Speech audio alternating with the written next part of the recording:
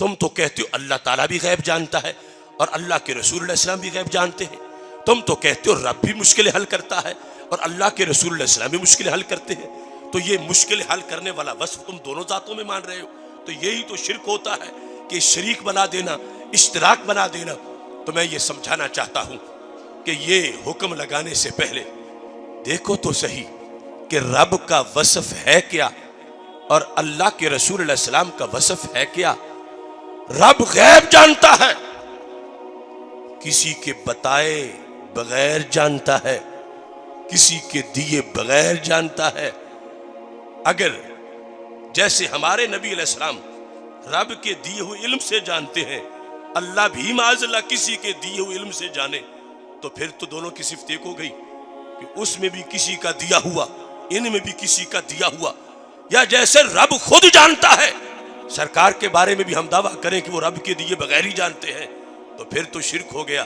یہاں تو بچہ بچہ جانتا ہے، رب خود جانتا ہے، سرکار رب کے دیے ہوئے علم کے نتیجے میں جانتے ہیں. اس کی تھوڑی سی وضاحت کرنے کے لیے قرآن مجید برہان رشید کی چند آیات پیش کرنا چاہتا ہوں. ویسے تو اس موضوع پر میرے پاس 100 آیات ہے قرآن مجید، سبحان اللہ، لیکن صرف سمجھانے کے لیے چند آپ کے سامنے پڑھنا چاہتا ہوں. 3 پارہ ہے. خالق کائنات جل جلالہ نے اپنی شان بیان کرتے ہوئے یہ ارشاد فرمایا ہے، اللہ ولی الذین آمنوا یخرجہم من الظلمات الی النور. اللہ ولی ہے ایمان والوں کا. کیا کرتا ہے؟ یخرجہم، انہیں نکالتا ہے. کہاں سے؟ من الظلمات، اندھیروں سے، الی النور، روشنی کی طرف. اندھیرا کفر ہے، نور ایمان ہے. اندھیرا جہنم ہے، نور جنت ہے. تو رب اعلان کر رہا ہے کہ جہنم سے نکال کے جنت کون دیتا ہے؟ اللہ. جہنم سے نکال کے جنت کون دیتا ہے؟ اللہ. یاد رکھو، ایک ہوتا ہے معیار الوہیت اللہ ہونا، ایک ہے اللہ کی کوئی صفت ہونا. معیار الوہیت مجازن بھی، عطائی بھی رب کے سوا ایک سیکنڈ بھی کسی میں نہیں پایا جا سکتا. اور اللہ کی بہت سی صفتیں ہیں جو رب عطا سے اپنے محبوبوں کو عطا فرما دیتا ہے. اب اس آیت میں اللہ تعالیٰ فرما رہا ہے تو ظلمت سے نکال کے نور کون دیتا ہے؟ اللہ. اب ظلمت سے نکالنا، نور دینا، یہ مشکل کشائی ہے، یہ حاجت روائی ہے. دل سے کفر مٹانا معمولی کام نہیں، بہت بڑا کام ہے. تو اس آیت نے یہ بتایا کہ ظلمت سے نکال کے نور کون دیتا ہے. اب آپ مجھے خود اس بات کا فیصلہ کر کے سنائیں کہ جن لوگوں نے توحید کی یہ تعریف کی کہ توحید کا مطلب ہے اللہ کا معنی مددگار ہونا. اللہ کا معنی کیا ہے؟ مددگار ہونا، یعنی الوہیت یہ ہے. اب ان کے نزدیک کوئی دوسرا مدد کرے گا تو کیا لازم آئے گا؟ شرک، کیونکہ ان کے نزدیک اللہ ہونے کا معنی یہ ہے مددگار ہونا. تو یخرجہم من الظلمات الی النور، یہ ہے مدد. کہ ظلمت سے نکال کے نور کون دیتا ہے؟ اور اگر یہی بات کوئی مان لے کہ آمنہ کے لال بھی کرتے ہیں، رسولوں کے سلطان حضرت محمد مصطفیٰ صلی اللہ علیہ وسلم بھی ظلمت سے نکال کے نور دیتے ہیں، بیانی وہی لفظ، ظلمت سے نکالتے ہیں اور نور دیتے ہیں.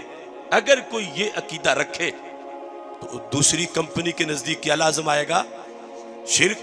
کہ اتنا بڑا کام کہ ظلمت سے نکالنا، نور دینا، یہ تو اللہ کا کام ہے اور تم کہتے ہو ہمارے نبی علیہ السلام بھی یہ کرتے ہیں. تو دوسری کمپنی کے نزدیک کیا لازم آئے گا؟ شرک، کیونکہ ان کے نزدیک اللہ ہونا کا معنی یہ ہے مددگار ہونا. تو یہ کام تو رب نے کرنے ہیں، نبی کرے گا تو شرک لازم آئے گا. لیکن ہمارے نزدیک شرک لازم نہیں آئے گا. کیوں؟ ہم نے مددگار ہونے کو اللہ ہونا نہیں مانا، ہم نے واجب الوجود ہونے کو اللہ ہونا مانا ہے. ہم نے واجب الوجود ہونے کو اللہ ہونا مانا ہے. ہم نے مستحق عبادت ہونے کو اللہ ہونا مانا ہے. اور واجب الوجود کا میں تھوڑی سی وضاحت کر دوں. ایک ہوتا ہے ممکن، ایک ہوتا ہے ممتنع، ایک ہوتا ہے واجب. ہم سارے ممکن ہیں. ممکن وہ ہوتا ہے کہ جس میں دونوں طرف عدم ہو. ایک وقت تھا ہم نہیں تھے، اب ہم ہیں پھر نہیں ہوں گے. یہ ممکن ہوتا ہے کہ کبھی عدم غالب کبھی وجود غالب. اور ممتنع وہ ہوتا ہے جس کو وجود مل ہی نہیں سکتا، ہمیشہ ہی عدم رہتا ہے. اور واجب وہ ہوتا ہے جس پہ عدم آ ہی نہیں سکتا، جس کی وفات نہیں، جس کا زوال نہیں، جو اب ازلی ہے، ابدی ہے، دائمی ہے، ہمیشہ ہے، ہمیشہ رہے گا. وہ ذات رب ذوالجلال کی ہے. ہم نے کہا کہ اللہ ہونے کا مطلب کیا ہے؟ واجب الوجود ہونا اور مستحق کے عبادت ہونا. اب اگر ہم مان لیں کہ ہمارے نبی علیہ السلام بھی ظلمت سے نکالتے ہیں، نور دیتے ہیں، اس سے لازم کیا آئے گا کہ سرکار مددگار ہے. سرکار مددگار تو بنیں گے، اللہ نہیں بنیں گے، کیونکہ ہم نے اللہ ہونے کا معنی ہی یہ سمجھا ہے قرآن و سنت سے. ساری نبیوں نے یہ پڑھایا ہے کہ اللہ ہونے کا مطلب ہے واجب الوجود ہونا. تو مدد کر کے بھی سرکار پھر بھی بندے ہی رہیں گے، اللہ نہیں بنیں گے. مددگار ہوں گے مگر اللہ نہیں بنیں گے ہماری تعریف کے مطابق. اب دیکھو یہ بات کوئی کسی مفتی کے فتوے کی محتاج نہیں، یہ شان تو رب نے خود اپنے نبی کی قرآن میں بیان کی ہے.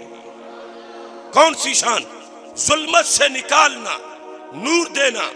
یہ رب ذوالجلال نے قرآن مجید برہان رشید میں رسول اللہ صلی اللہ علیہ وسلم کی شان خود سورہ ابراہیم میں بیان کی ہے.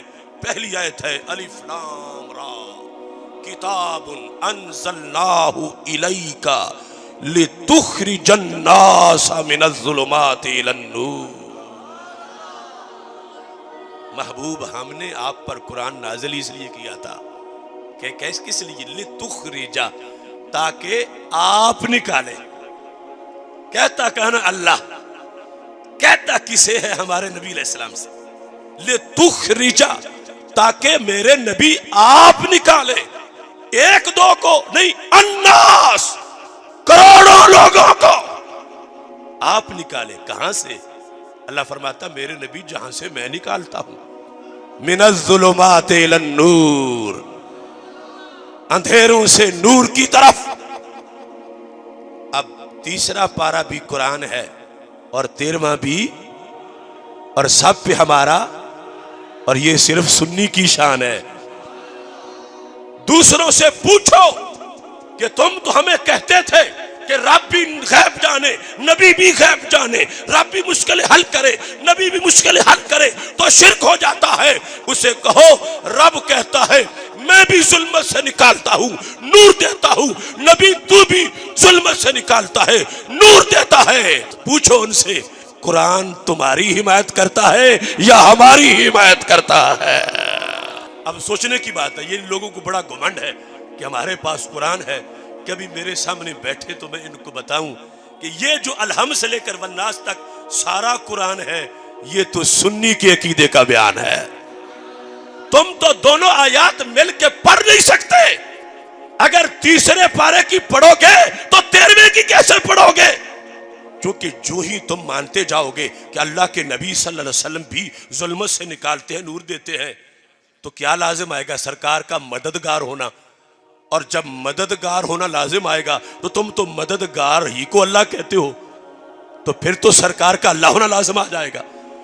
تمہاری تعریف جو انجینئرڈ برٹش تعریف ہے، امت پر شرک کا فتویٰ لگانے کے جو پیسے تم نے لیے تھے اس نے تمہیں کہیں نہیں چھوڑا.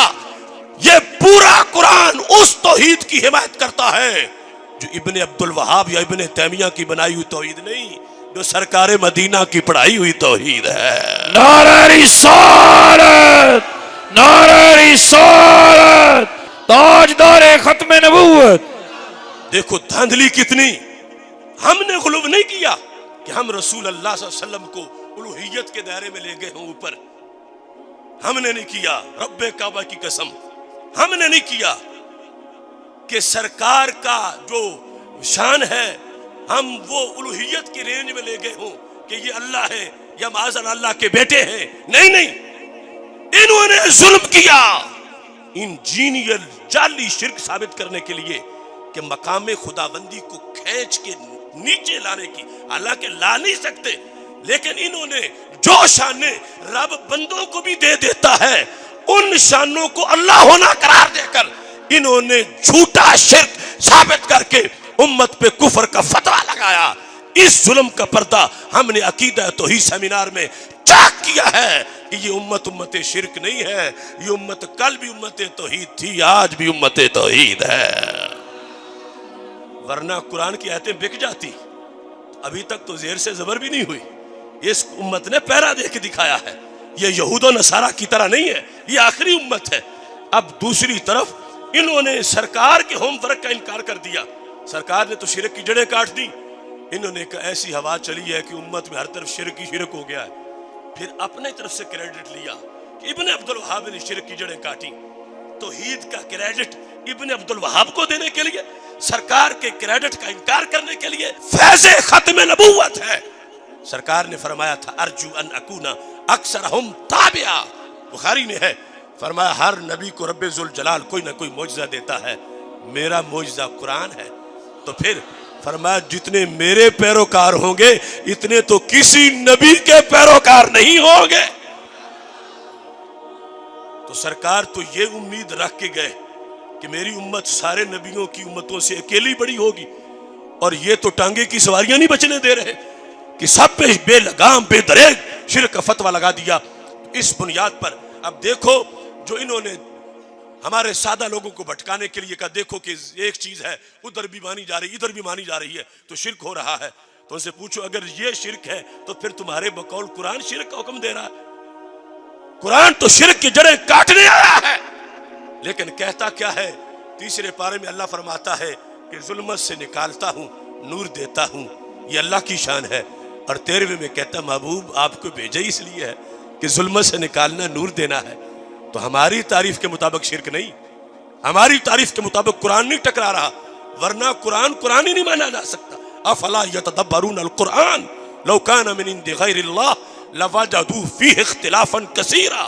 اللہ فرماتا ہے قرآن کے قرآن ہونے کی دلیل ہی یہ ہے کہ یہ آپس میں ٹکراتا نہیں، ایسا نہیں ہے کہ تیسرا پارہ اور بات کرے اور 13واں اور بات کرے، اگر جدا جدا باتیں ہو تو قرآن کلام خدا ہے نہیں۔ قرآن اس لیے اللہ کا کلام ہے کہ الحمد سے لے کر والناس تک پورا قرآن ایک بات بتاتا ہے، آپس میں ٹکراتا نہیں، اور وہ ایک بات تب ایک ہے جب کہا جائے اللہ بھی ظلمت سے نکالتا ہے نور دیتا ہے، نبی علیہ السلام بھی ظلمت سے نکالتے ہیں نور دیتے ہیں، شرک نہیں ہے، اللہ خود نکالتا ہے، سرکار رب کی دی ہوئی قوت سے نکالتے ہیں۔ اب دیکھیے اسی کو سمجھانے کے لیے 18واں پارہ سورہ نور آپ کے سامنے پیش کرنا چاہتا ہوں، اور قرآن مجید اس لیے کھول کے سامنے رکھ رہا ہوں تاکہ کسی کو شک نہ ہو، ورنہ یہ وہ مقدس کتاب ہے جو بندہ ناچیز نے میٹرک کے بعد صرف 7.5 مہینے میں زبانی یاد کی تھی، سبحان اللہ، 35 بار تراویح میں سنا چکا ہوں۔ ماشاءاللہ، اللہ فرماتا ہے وَلَوْلَا فَضْلُ اللَّهِ عَلَيْكُمْ وَرَحْمَتُهُ ما زکا منکم من احد ابدا ولکن اللہ یزکی من یشاء۔ اگر اللہ کا تجھ پہ فضل نہ ہوتا اور رحمت نہ ہوتی تو تجھ میں سے کوئی بھی ستھرا نہ ہوتا۔ یہ اللہ صحابہ کو کہہ رہا تھا، پھر ہم تک بات آ رہی ہے۔ اللہ فرماتا ہے ولکن اللہ یزکی من یشاء، اللہ جس کا چاہتا ہے دل دھو دیتا ہے۔ اب دل دھونا رب کے لیے تو کوئی مشکل کام نہیں، مگر ہمارے لیے تو بڑا مشکل ہے۔ کیوں؟ دھونے سے مراد یہ نہیں ہے کہ آپریشن تھیٹر میں سینہ چیر کے دل کو دھونا، یہ تو مراد ہے ہی نہیں۔ دھونا تب ممکن ہو جب ہمیں کفر کے داغ دل سے نظر آئے، اور ہماری آنکھ تو چیر کے دل کفر دیکھ ہی نہیں سکتی، دھوئے گی کیسے؟ دل کون دھوتا ہے؟ اللہ۔ ولیکن اللہ یزکی من یشاء، دل کے داغ کون دھوتا ہے؟ دل میں نور کون بھرتا ہے؟ اللہ۔ دل کو تزکیہ کون دیتا ہے؟ اللہ۔ اور دل کو ستھرا کون کرتا ہے؟ اللہ۔ یہ خالق کائنات کا فرمان ہے۔ اب اگر یہی کام کوئی دوسری ذات بھی کرے اور قرآن میں آ جائے تو وہابی کمپنی کے نزدیک تو شرک ہو جائے گا. کیوں کہ ان کے نزدیک اللہ ہونے کا مطلب یہ مددگار ہونا. تعریف میں تو ساری غلطی کی ہے. ان کے نزدیک الوہیت ہے مددگار ہونا, اور دل دھونا تو مددگار ہونا ہے. اگر یہی کام کوئی اور ذات کرے رب کے سوا تو ان کے نزدیک تو شرک ہو جائے گا. مگر ہمارے نزدیک شرک نہیں ہوگا, ہمارے نزدیک تو رب کے قرآن کا فرمان ہوگا. 18ویں پارے میں کیا ہے؟ دل کون دھوتا ہے؟ اللہ. اب 4تھا پارہ پڑھو. خالق کائنات کا فرمان ہے. قرآن مجید برہان رشید فرماتا ہے, ویسے بھی موسم میلاد ہے, اللہ فرماتا ہے لقد من اللہ علی المؤمنین, اللہ نے احسان کیا مومنین پر, اذ بعث فیہم رسولا من انفسہم, کہ رب نے انہی میں عظیم رسول بھیجے. وہ کرتے کیا ہیں؟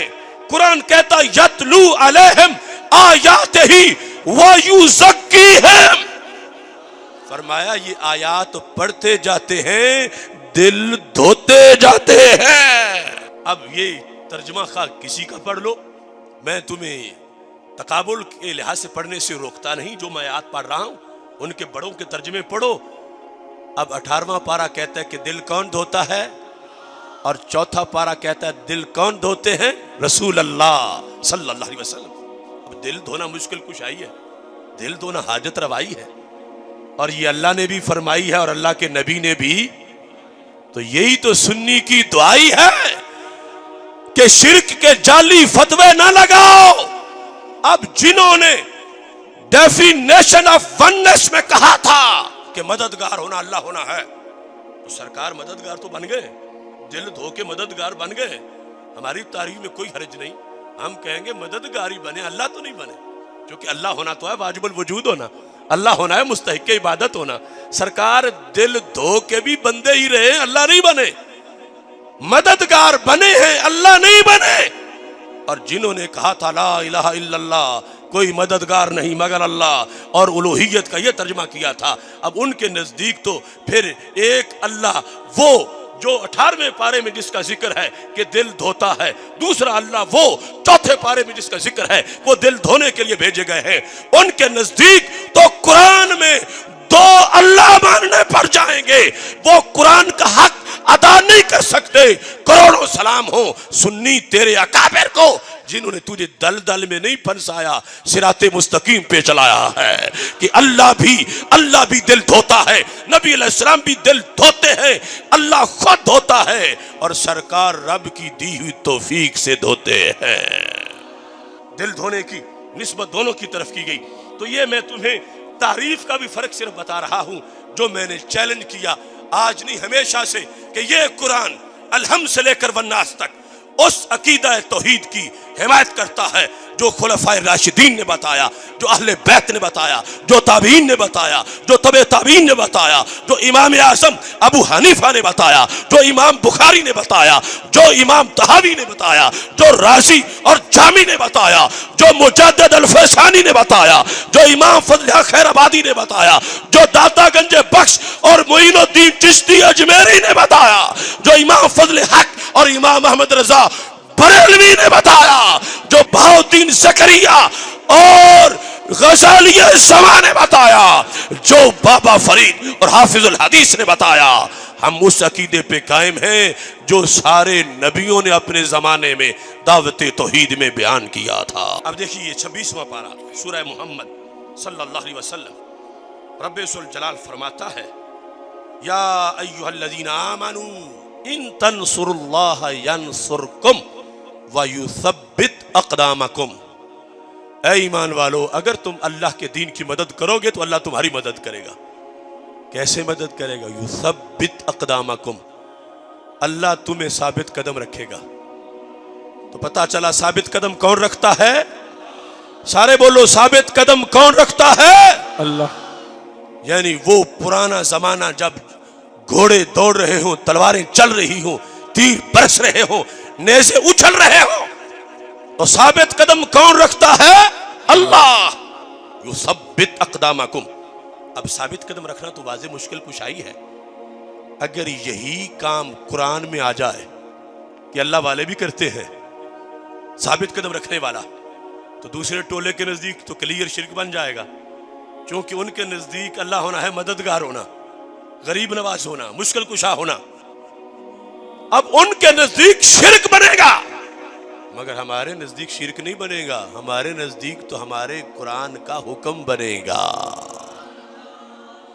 دیکھیے یہ نامہ پارا خالق کائنات جل جلالہ نے اس میں کتنے خوبصورت انداز میں یہ ارشاد فرمایا ہے، بدر کا مقام، اذ یوحی ربک الی الملائکہ انی معکم فثبتوا الذین آمنوا۔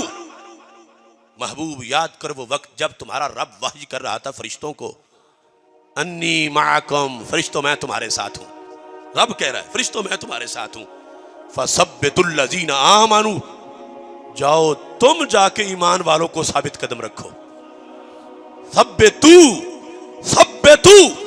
فثبتوا الذین آمنوا، اے فرشتوں جاؤ بدر میں تم جا کے ایمان والوں کو ثابت قدم رکھو۔ اب ثابت قدم رکھنا مشکل کشائی ہے۔ 26ویں پارے میں یہ ہے کہ اللہ ثابت قدم رکھتا ہے، 9ویں میں یہ ہے کہ اللہ کے فرشتے بھی ثابت قدم رکھتے ہیں۔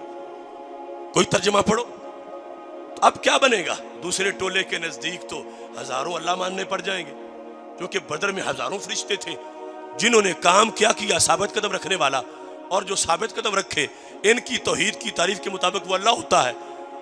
ہمارے نزدیک اللہ کی شانوں میں سے ایک شان ہے معیار الوہیت نہیں ہے۔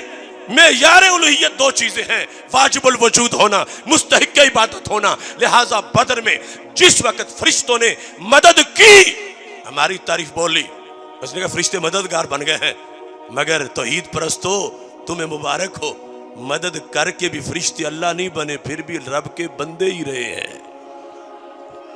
اور ان کے نزدیک جو ہی مددگار بنتے گئے اللہ بن گئے، کیونکہ ان کے نزدیک اللہ کا معنی ہی مددگار ہونا ہے، معیار الوہیت مددگار ہونا ہے۔ لہٰذا انہیں قرآن کی 100 آیات کا انکار کرنا پڑے گا، اور اگر نہیں کرنا تو پھر سنی عقیدہ ماننا پڑے گا، پھر ادھر آنا پڑے گا، پھر ہمارے عقیدہ توحید پر آنا پڑے گا، پھر انجینئر شرک کے فتوے واپس لینے پڑیں گے۔ یہ اللہ کا فیصلہ ہے کہ اللہ بھی ثابت قدم رکھتا ہے، اللہ والے بھی ثابت قدم رکھتے ہیں۔ اللہ خود رکھتا ہے، اللہ والے رب کی دی ہوئی توفیق سے رکھتے ہیں۔ اور اس میں یہ کوئی نہ کہے کہ یہ تو زندہ لوگوں کی صفتیں تھیں، میں ان کو بتانا چاہتا ہوں میرا رب جو ہے اس کا نہ زندوں میں کوئی شریک ہے نہ قبروں والوں میں کوئی شریک ہے۔ یہ فرق وہ کرے کہ جس کا عقیدہ توحید یہ ہو کہ رب کا قبر والا تو کوئی شریک نہیں، لیکن زندہ جو چاہے شریک بن جائے۔ جنہوں نے یہ توحید پڑھی ہوئی ہے ان کو ہم سمجھا رہے ہیں کہ مدینے والی توحید پڑھو، مکے والی توحید پڑھو کہ رب کا شریک کوئی بھی نہیں، نہ زندوں میں، نہ قبر والوں میں، نہ کسی مخلوق میں رب ذوالجلال کا کوئی شریک نہیں ہے۔ اگر یہ عقیدہ کلیئر سمجھنا ہے تو تمہیں مسلک اہل سنت کو قبول کرنا پڑے گا۔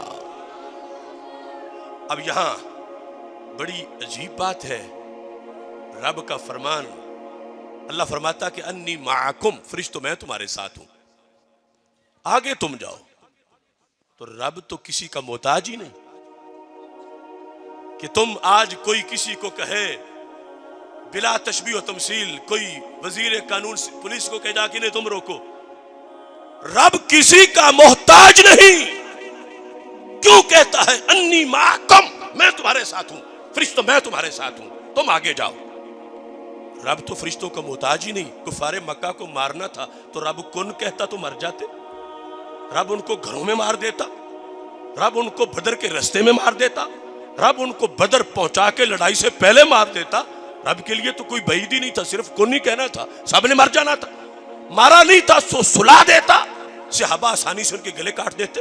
سلایا نہیں تھا تو جب لڑنے لگے تھے رب ان کے اعصاب پہ بیماری طاری کر دیتا، ان کے اعصاب سکڑ جاتے، تلواریں چلا ہی نہ سکتے، صحابہ آسانی سے ان کو کاٹ دیتے۔ لیکن رب نے ان میں سے کوئی کام بھی نہیں کیا، بلکہ ان کو فری ہینڈ دیا۔ کافروں کو ہٹے کٹے سامنے کھڑے تھے، صحابہ کو کہا اب تم لڑو، فرشتوں کو کہو میں تمہارے ساتھ ہوں، جاؤ تم میرے محبوب کے غلاموں کی مدد کرو۔ काफिरों को मारना तो कोई काम ही नहीं था, तो फिर ये तरीका क्यों अपनाया गया कि फरिश्तों मैं तुम्हारे साथ हूं, आके मदद तुमने करनी है। अल्लाह अलीम बिज़ाति सुदूर है, उसे पता था कि सऊदी अरब और कुवैत के रियालों से झगड़ा मुजफ्फरगढ़ में पड़ेगा और लोग कहेंगे हम तो बीच वालों को नहीं मानते, हम दरमियान वालों को नहीं मानते, हम डायरेक्ट अल्लाह को मानते हैं। तो बदर के मैदान में रब ने अपने और बंदों के बीच फरिश्तों को रखकर वाज़ेह कर दिया, जो बदर में तौहीद है वो मुजफ्फरगढ़ में भी तौहीद है। अगर बदर में अल्लाह और बंदों के दरमियान फरिश्ते वसीला बन जाएं तो शिरक नहीं होता, तो मुजफ्फरगढ़ में भी दाता वसीला बन जाएं अल्लाह और बंदों के दरमियान तो शिरक नहीं होगा। नारे तकबीर, नारे रिसालत, नारे रिसालत, ताजदारे खत्म नबूवत, ताजदारे खत्म नबूवत, ताजदारे खत्म नबूवत, ताजदारे खत्म नबूवत। अन्नी माकुम, मैं तुम्हारे साथ हूं। अल्लाह कौन कहता, फरिश्तों की तो हाजत ही नहीं, उसको किसी की भी हाजत नहीं, लेकिन बीच में रखा। ये हिकमतें थी कि जब काफिर लड़के वापस जाएंगे उन्हें पता चलेगा कि तौहीद होती क्या है, कि हम कितने जालिम हैं, हमने बुतों को खुदा के मुकाबले में रखा हुआ था। मुसलमानों के खुदा के बंदे भी मदद को आ गए और हमारे बुत भी ना पहुंचे। फरिश्तों से रब ने इसलिए करवाई, फरिश्तों से रब्बे जुल जलाल ने मदद इसलिए करवाई कि तुम्हारे बुत मेरे फरिश्तों का मुकाबला नहीं कर सकते, मेरा क्या करेंगे। तो फरिश्तों से मदद करवा के रब की तौहीद का नुकसान नहीं हुआ, जिस तरह आज लोग पेश करते हैं कि फिर रब की तो तौहीद मारी जाएगी अगर वलियों ने ये मुश्किल कुशाइयां शुरू कर दी। अल्लाह को कोई नुकसान दे ही नहीं सकता। फरिश्तों से रब ने मदद करवाई, उन्हें मदद अपनी का मसर बनाया, इससे रब की तौहीद को नुकसान नहीं हुआ, बल्कि इजहार हुआ कि जिस रब के बंदे इतने ताकत वाले हैं वो खुद कितनी ताकत वाला होगा। कुफारे मक्का को पता चलेगा कि हम जालिम कितने हैं, हम बुत उठाए फिरते हैं उनके रब के मुकाबले में। रब तो रब रहा, उस रब के बंदे भी मदद कर गए बदर में और हमारे बुत भी नहीं पहुंचे। इसलिए रब्बे जुल जलाल ने फरिश्तों से मदद करवाकर तौहीद का इजहार किया। ऐसे ही रब अपने वलियों से मदद करवाता है तो बुत परस्तों के मुंह पे तमाचा पड़ता है कि तुम बुत उठाए फिरते हो, वो कुछ नहीं कर सकते। रब के तो बंदे भी बहुत कुछ करके दिखा देते हैं।